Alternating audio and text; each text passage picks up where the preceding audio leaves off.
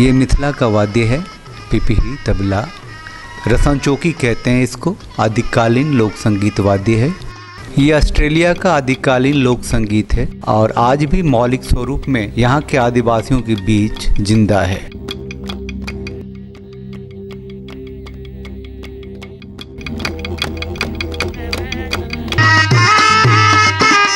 रसन चौकी कितना पुराना है इसका अंदाज़ा आप इस बात से लगा सकते हैं कि जनक नंदिनी सीता के ब्याह में दूल्हा श्री राम और बारातियों का स्वागत इसी रसन चौकी से हुआ था।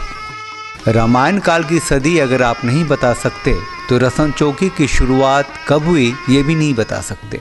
हाँ, रसन चौकी वाद्यों के विकास की गाथा बता सकते हैं और इसके विलुप्त होने का गवाह भी बन सकते हैं। किसी समाज या समुदाय के लोक संगीत का विलुप्त होना उस समाज की संस्कृति और जीवन शैली की हत्या है। मिथिला समाज उस कगार पे आके खड़ा हो चुका है। ऑस्ट्रेलिया का ये प्रिमिटिव फोक आदिम लोक संगीत मानव के विकास की गाथा जैसी है। मानव स्वभाव की तरह ताली बजाकर, उंगलियों को हथेली पर मारकर, आवाज़ निकालकर, समूह में बैठकर, छोटे छोटे डंडे को आपस में टकराकर, ताल और लय में ध्वनि निकालकर आनंद की प्राप्ति ही इनका लोक संगीत है।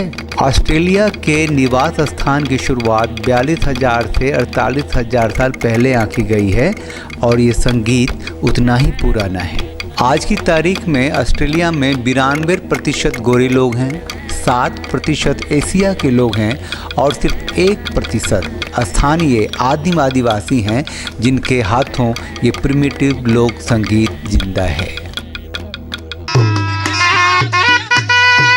मिथिला के लोक संगीत यहाँ के लोक जीवन का प्राण है।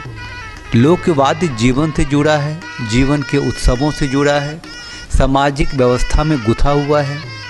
रसन चौकी ऐसा ही आदिम लोक संगीत है और इसका जिंदा रहना जितना जरूरी है उतना ही मुश्किल भी।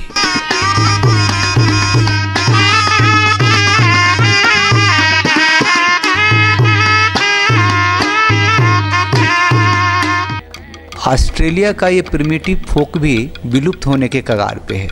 हाँ, कई तरीके से रिकॉर्ड करके इस आदिम लोक संगीत को सहेज कर रख लिया गया है।